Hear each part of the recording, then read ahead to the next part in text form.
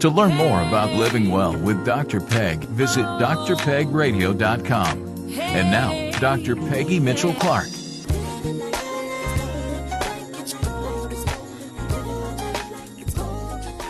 Welcome back, everyone. My guest is General Michael Gould, who's a retired lieutenant general with the United States Air Force and former superintendent of the U.S. Air Force Academy.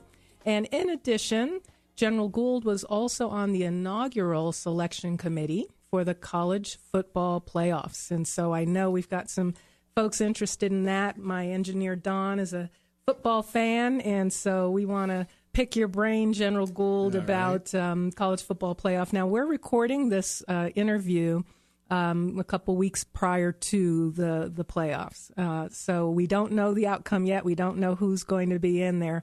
But I want to talk about your experience being on that inaugural committee for the college football playoff selection committee back in 2014, was it?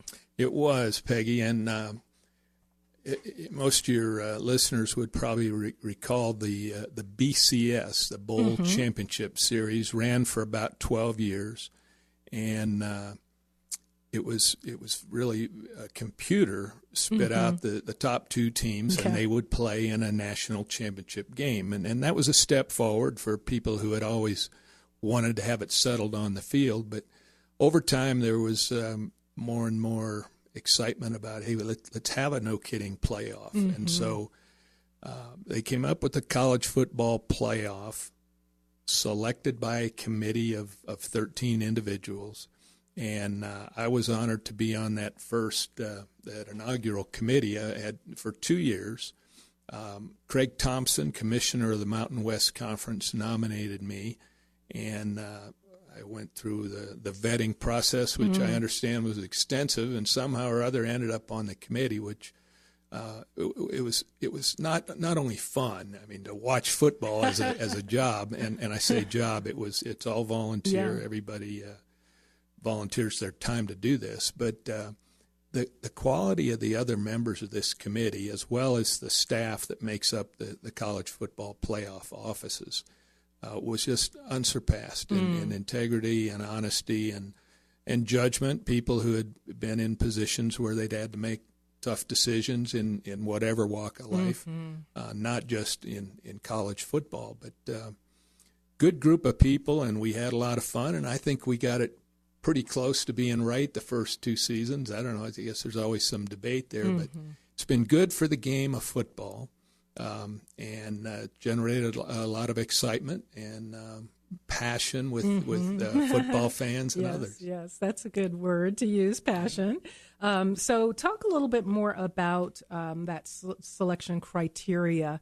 I know that there are a couple of categories of who is eligible to be on the selection committee: coaches, student athletes, administrators, journalists, and sitting directors of athletics. And what was your experience with that combination of roles on the selection committee? It's what it really points out when you look at the composition. We had folks like former Secretary of State Condi Rice, retired coach Tom Osborne, a gentleman named Steve Weberg, who was a sports writer for USA Today for years. And then we had the 5 athletic directors from the Power 5 conferences, couple former coaches, and a retired general. And there were people who would say, well, what on earth does Dr. Rice know about football? Or who's this general? Why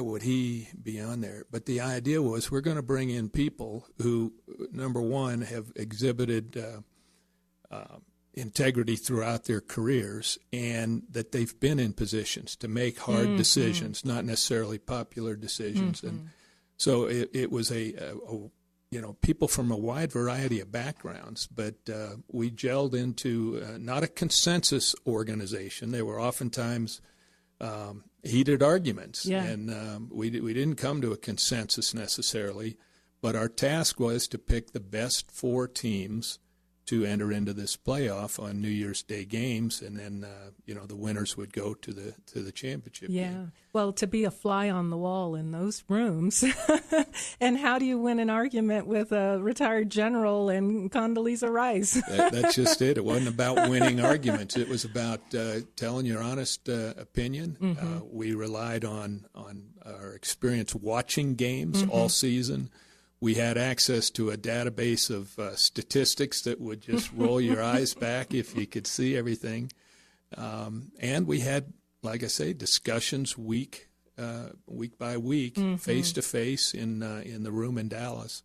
And we started with a clean sheet every week. Mm-hmm. There wasn't the normal poll mentality that, a team is ranked number 3 and they lose by 5 points, so now they're going to be number 7. Mm-hmm. Well, we didn't do that. We started with a blank sheet of paper every week and came out with what we thought were the top 25 teams in the country. Mm-hmm. And paint a picture for us, for all the sports fans out there and football fans out there, what it's like to have your mission control setup of your television screens and your remotes, and talk about the process of how you kept on top of the games. The executive director of the college football playoff is a gentleman named Bill Hancock, and he had a staff that had worked the BCS and things for years. But Bill set up a process, and we would go to the Gaylord in Dallas, just north of the airport. Same conference room every week. Tables were set up with television monitors and individual computer screens for each of us, and that's how we went about our voting. But the idea was let's keep the background and the routine and everything as standard as we can, so that when we come together we can focus on the task at hand, and that is to pick the best 4 teams. Mm-hmm. And like I say, the process was very thorough. But if it was people who say, well,